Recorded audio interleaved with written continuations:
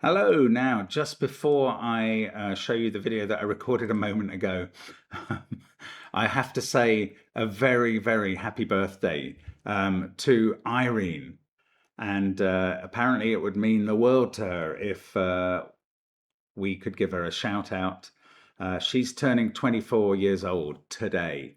And congratulations, Irene. I certainly hope you're getting cake. And I know you're turning 24 because your boyfriend Ferran contacted us from Spain to reach out with a request.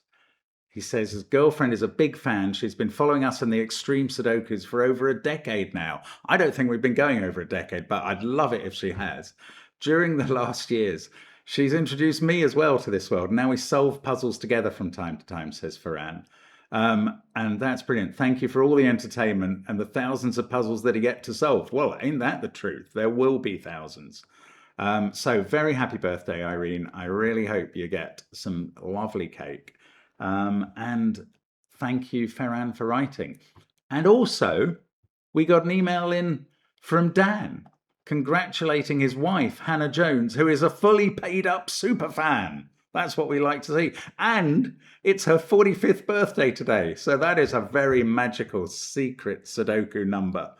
Happy birthday, Hannah. It is fantastic to wish you a happy birthday. It says it would make your year here. I doubt that, but at least it might make this 5 minutes. So very happy birthday to both Irene and Hannah. And now back to the scheduled video of me saying hello and solving the puzzle you can see on your screen. Bye now. Hello, welcome back to Cracking the Cryptic. And we had a very long rule set. We have a very short one today, but a puzzle that terrifies me. A puzzle that I didn't want to do. Now, this weekend is the 7th round of 8, I think, in the Sudoku Grand Prix that the World Puzzle Federation runs for the first 8 months of the year. Once a month, there's a competition weekend and a 90-minute competition with about 13 Sudokus in it. And you have to send in the codes to prove you've solved them. And then you can be measured against the absolute best competitors in the world. We do occasionally get emails from people saying, I want to try competitive Sudoku. What should I do? What you should do is enter the Sudoku Grand Prix. All you have to do is register with the WPF, look up Sudoku GP. That'll do it on Google or other browsers are possible. And then register and then play the competition. You will need a printer normally or some very fleet fingers to enter the possible puzzles into an electronic solver. You could do it that way, although I mean, like our software, so that you could then solve it yourself. That is really very important. But I had a go last month, as I do most times. I think I've entered 4 out of 6 this year. I don't know, maybe only 3. But I had a go last month. I thought I did quite well. I got 5 puzzles from the difficult end of the book done and 1 or 2 from the easy end. And I scored worse than or lower down in the rankings than for a long time. So obviously I chose the wrong puzzles or I was just slow, which is quite possible. I mean, you can't do everything right. Now, the puzzle I avoided was this one. I read the rule, like I knew it was coming because there's an instruction booklet that gets released before the event. And I knew I would avoid it, and I did avoid it when it came, and I've been avoiding it until now. But I'm going to try this now. So I'll go through the rules in a moment and how long this puzzle should take you, which I hope will amaze you.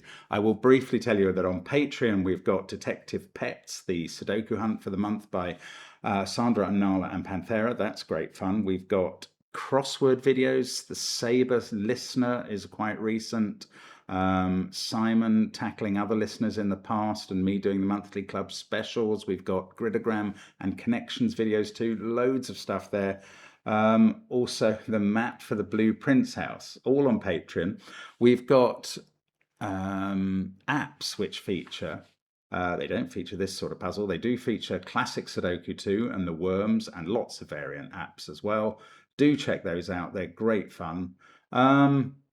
We've got merch like my Cracking the Cryptic mug and the Marty Sears Rat Run merch as well. Get yourself some of that.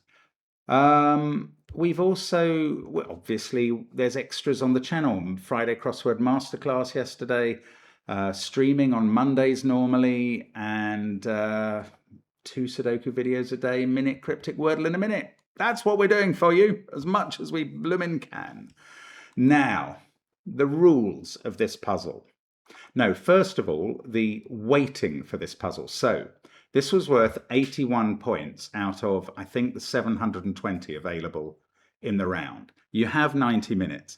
If you were planning to get all the puzzles done in the 90 minutes, and, 20 to 30 people do every time, if you were that expert level, this puzzle would be expected to take you a fraction over 10 minutes.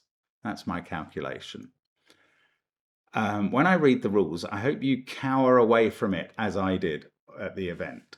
The month was by authors from Czechia.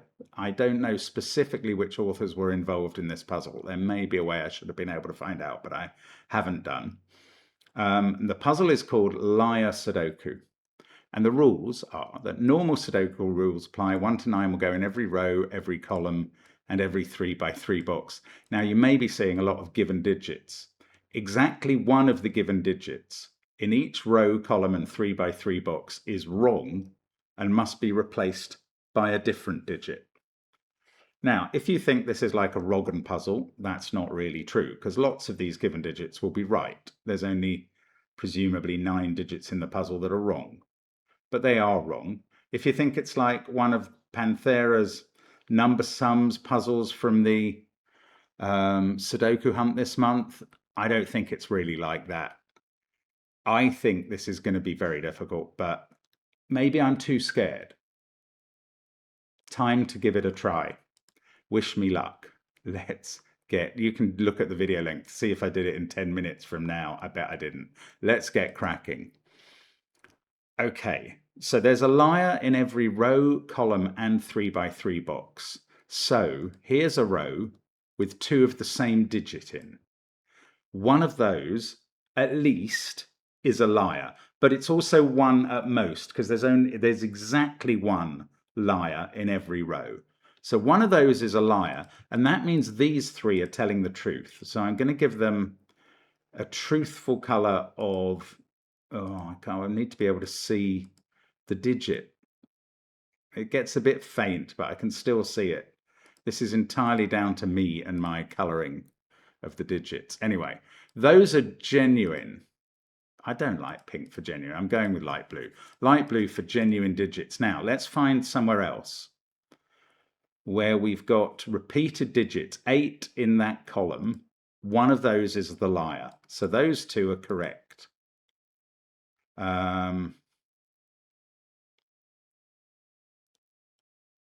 What else? 6, looking at rows. Let's just do this methodically.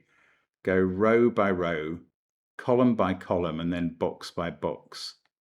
Those are the dimensions which we need to look in. Have I found all the rows and columns straight away just by scanning? Look, here's a box with 2 4s, one of which is a liar. So those other 3 digits in the box must be correct if you see how the rules work. And that's it. That's all we get as givens. Oh, goodness me. So these digits are correct, and I can then write in the right digit at least. I didn't need to colour them, did I? I just needed to write in the correct digit, although I will be colouring the liars, I'm sure. Now, what can I get out of Sudoku? So one of these digits is a 1 by Sudoku. It doesn't really feel like that's incredibly helpful.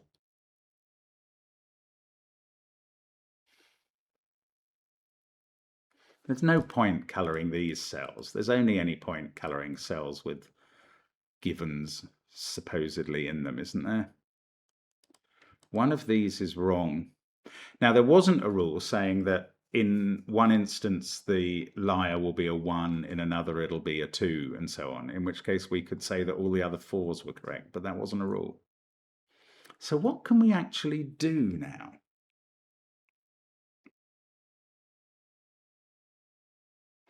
Well, the liar is in one of those two cells in that box. So one of these three in the column is a liar.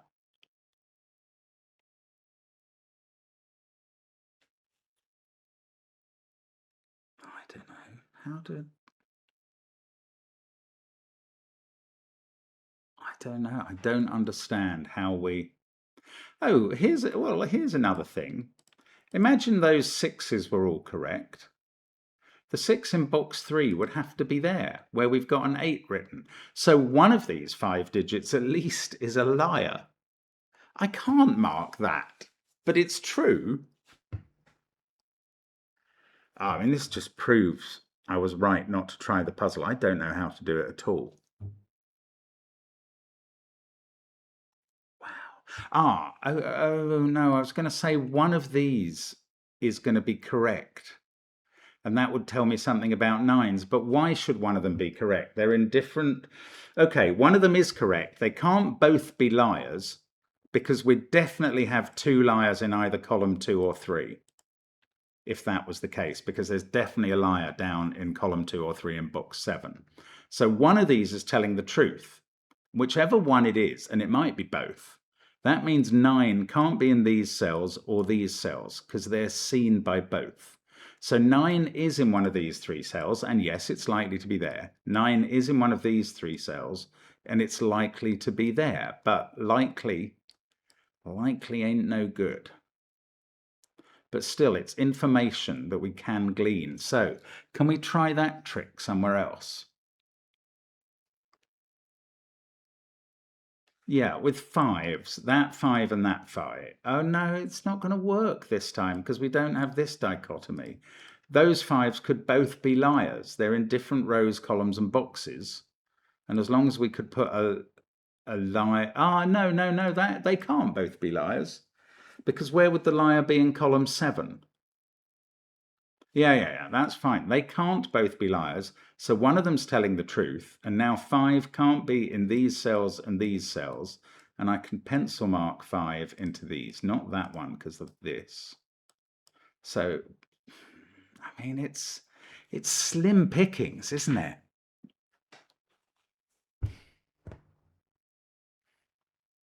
I don't know. I don't know any other way to go about it. So this is my method now. You may call it madness, but it's my method. One of these 9s is a liar. What does that say about that 9? Not a lot.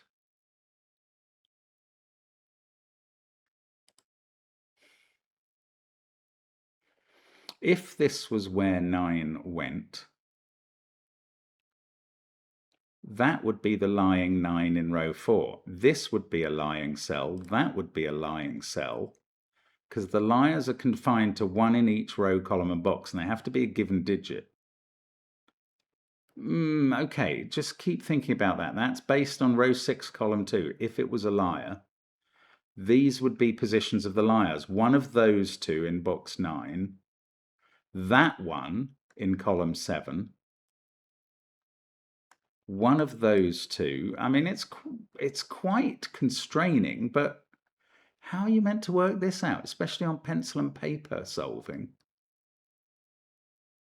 I don't know.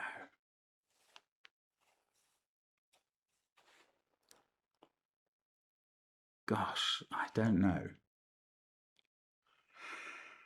Okay, one of these 9s is a liar. So then we have to find 2 liars in this group of digits.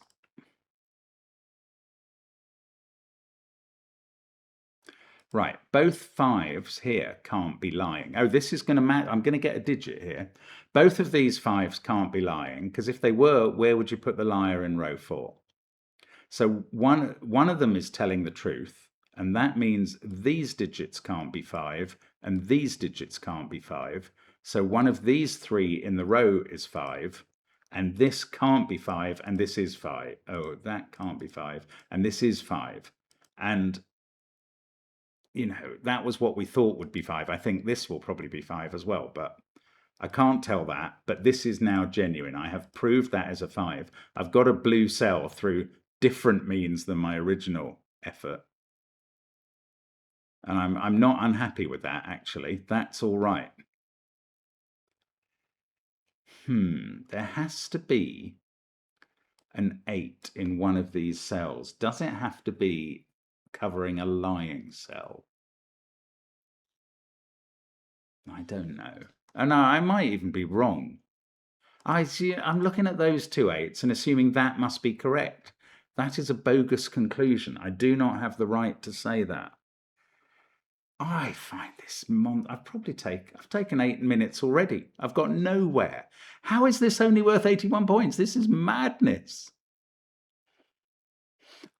If those ones were both correct, that would be a 1. So now one of these 3 digits is a liar.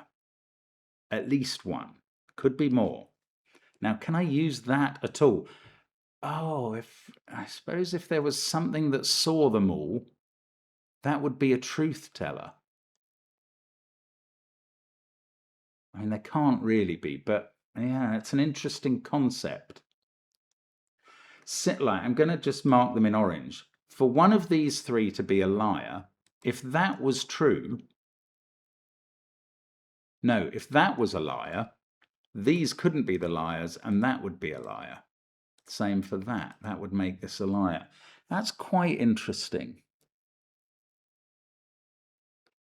I mean, that might be a way to attack the puzzle, but it seems a very hard way. Oh, goodness me. You know, for all the number of digits that were given in this puzzle, it's not enough. It's not enough for me to understand how it works. One of those is a liar. So, hang on. Only one of these 2 can be a liar. So that means at least one of these 2 is a liar and is looking at that cell, which must be telling the truth. Now that's an interesting way to go about it. So what I said, let's just undo that. What I said was one of these 2 is a liar in this row because they're both 9s. We know that one of those 2 is a liar. It can't be that both of these 2 are those 2 liars we're talking about. So at least one of these cells is a liar. And that is looking at this cell, which therefore can't be a liar and is telling the truth. Now we know that the liar in this box is in one of these 2 cells, and that they are looking at these, which have to be telling the truth. Now we know that the liar in box... Oh, no. Don't confuse orange with blue. Let's get rid of that. The liar... Well, okay, we found out those are genuine. So I can write in 7 and 4, and a 7 here, and a 7 in one of these cells, and a 4 in one of these, which is quite interesting, because unless it goes there, it's replacing a liar. Oh, look, and if 4 goes here, that's a liar. So one of these 3 is a liar. Ooh. One of these is a definite liar. Oh, it's so interesting. Honestly, I find it fascinating, but it's worthy of many, many more points, in my opinion, than the point allocation. Right, that 5's telling the truth. I know one of these is a liar. 7 in this box is in one of these cells. 1, we know that's over there somewhere.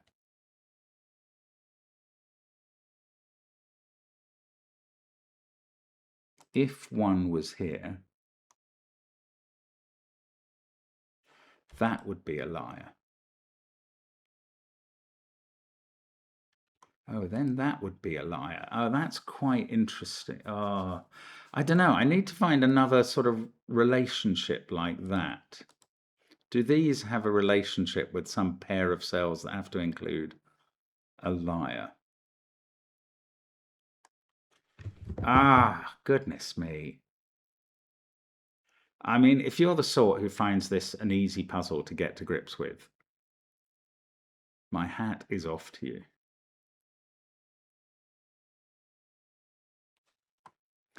That digit, C's 97153. If it was 2 or 6, it would make a liar out of one of these cells.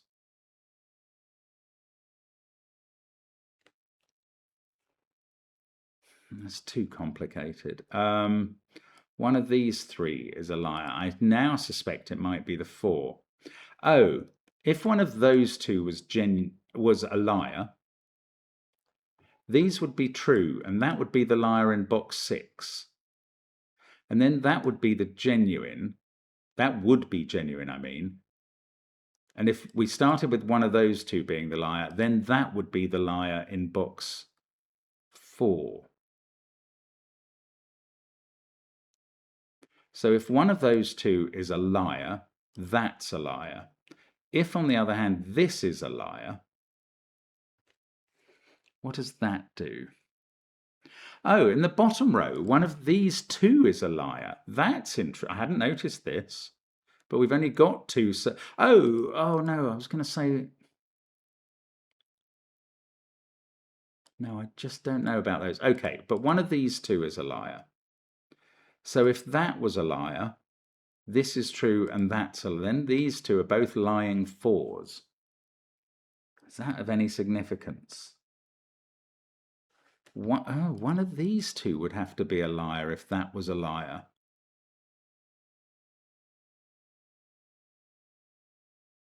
Is this proving the 7 right? Not quite. It doesn't quite go that way round.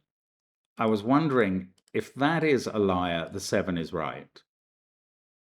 In fact, if that's a liar, the 2's a liar and one of those is a liar. But then if that's a liar, the 7 is right. Stick with me. If that's a liar, that's telling the truth. And one of these is a liar. And if it's that, the 7 must be right. If it's that, the 2 must be right. I don't know. I don't know. It's... Oh, by Sudoku. This can't be. Oh, this can't be 9, because 9 is in one of those cells, and it can't be 153 or 74. This digit is 2, 6, or 8. If it was 6 or 8, it's making a liar out of 2 cells, either those 2 or those 2. That's quite interesting. If it's 2, it's probably not.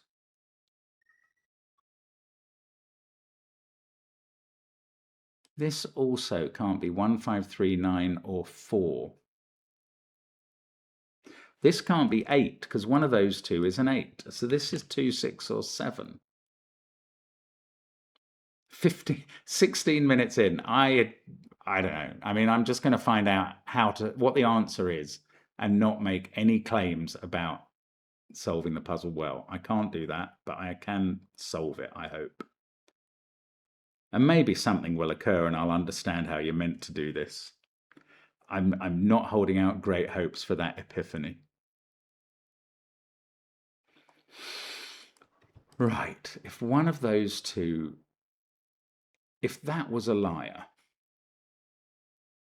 then one of those 2's a liar and that's a liar.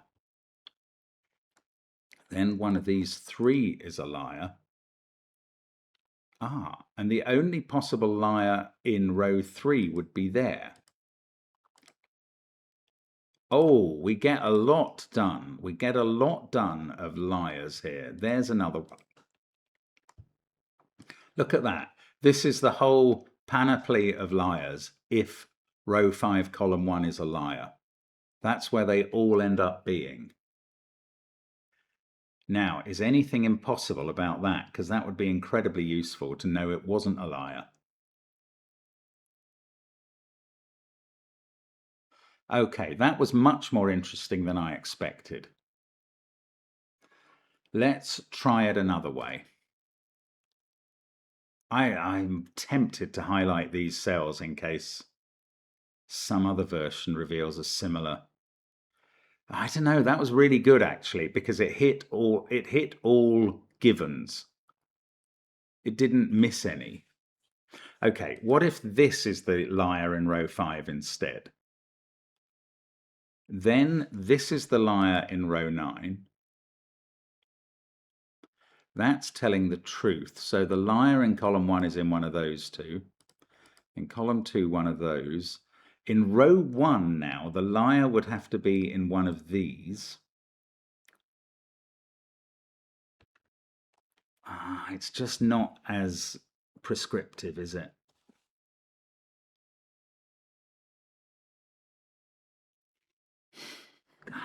Goodness me. What? Oh.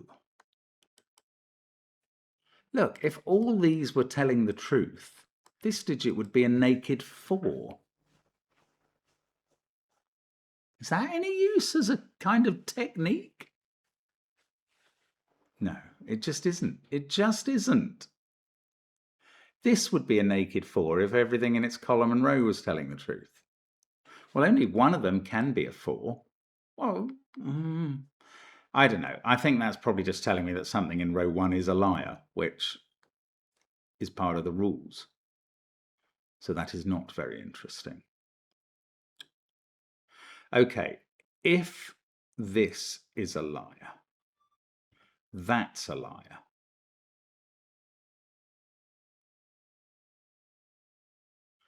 One of those two. No. Yes, no.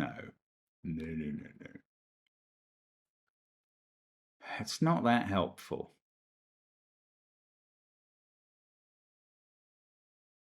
Oh, this is more helpful. If one of these two is a liar, that's the liar in box 6. Then that's the liar in box 5, and that's it in box 4. And this might do, that's the liar then in row 9. One of those two in column 1.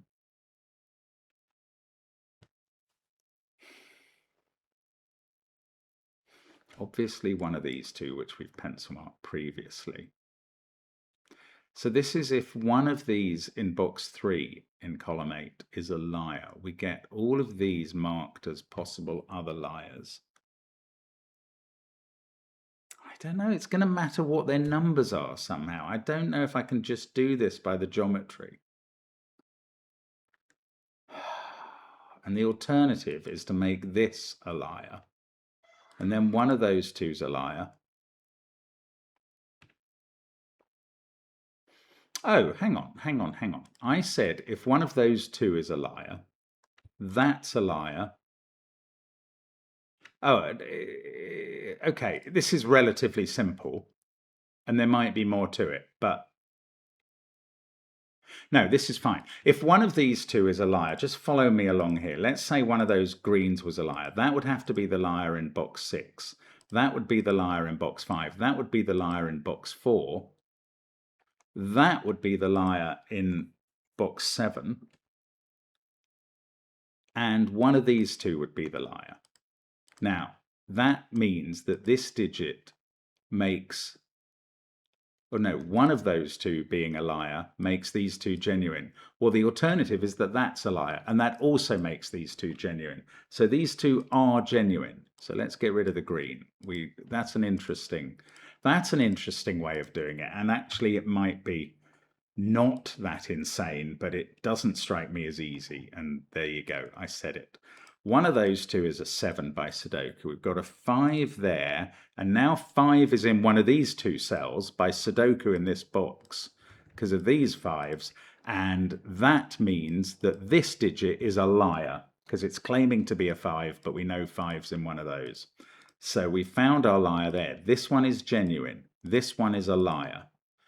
These are all genuine now because they're in the same row, column, or box as a liar. Oh, I see. Once you get something like that, you've reached a tipping point and you can start filling in digits. Oh, my goodness.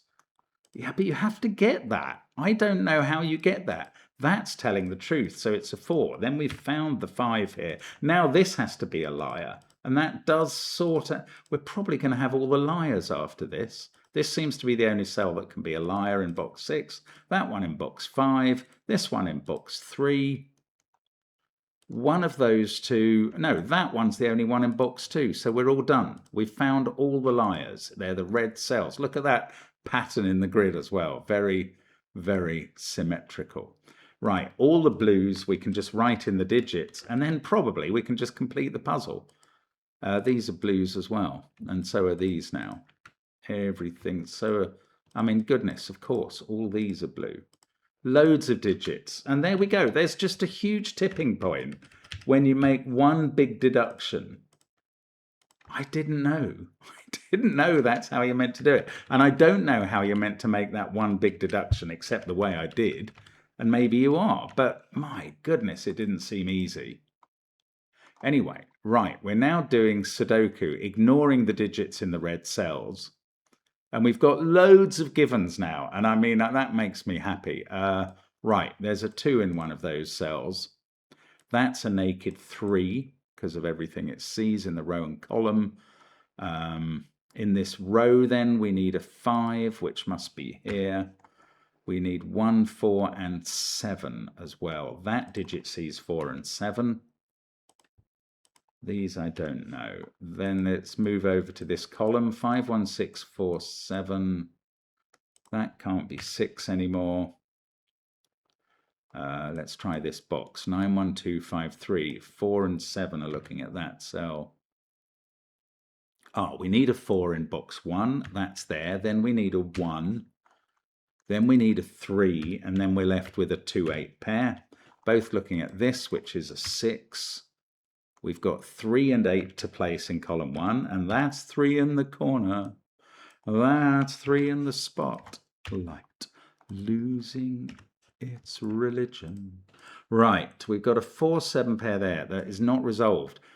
I'm hoping there's a payoff in this puzzle that one of the digits in a red cell is only disambiguated because the cell has to be a lie.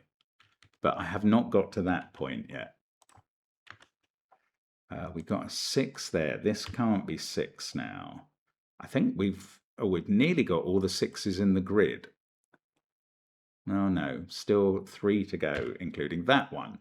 This is now a 2. That's now a 7. This digit is a 4 on a liar cell. These are a 3, 9 pair. Don't know the order. 4, 7, 5, 6. We need a 9 in this box. There it is. Then that's a 1, 2 pair. We know the order. This is a 3, 8 pair. We know the order. That's a 9 in the corner. That's an 8 in the box. 2 and 3 are done. There was a tipping point, and when we reached it, we could solve the puzzle. I'm very glad I avoided this puzzle, because look how long it's taken me. 6, I mean, I'm not finished yet. 8, 5, 6, 3, 8, 2, 9. Oh no, let's look down here. 7, 1, 6, 9. We need a 4. So that digit is known as a 2, and that box is finished. In this row, we need 8, 5. Down here, we need 3, 2, I think. That's a 7. That sorts out 4, 7, 4. We didn't need the negative information about one of the red cells. This one's a 1, and that will finish the puzzle. Oh, I don't get a tick. I don't even get a putative tick. Have I made a mistake somewhere here in my entering of digits? Right, I'm scanning every row. Yes, I have. Look, I've written 2 3s in this row, column, and box. So let's try a 7 there. There we go. There's my putative tick, which by the time you solve the puzzle will be a genuine tick. And that is the solution to liar Sudoku.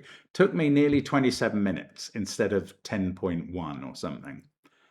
And that's how bad I am, either at Sudoku or at liar Sudoku, but it's definitely why I avoided the puzzle. It was very interesting to do it, though, and to find that there was a tipping point. And once you got that and knew where some of the liars went, maybe it was even identifying that first definite liar. Was it that point in the puzzle where the tipping point happened? Because it made everything different once I got that. Ah, so tough. Brilliant puzzle in a way, brilliant puzzle, but I would always avoid a liar Sudoku in competition. Be very interested to see what you made of it. Thank you for watching. Do join us again tomorrow. Love to see you then. And I'm now going to mention that there was a shout out I was meant to give, and I'll have inserted that into the start of the recording. So there we go. In fact, let me do the shout out. No, I'll have inserted it into the start of the recording. So apologies for my poor memory on that. I didn't remember it until I'd recorded the video, but I will have inserted it into the start. Thank you for watching, and bye for now.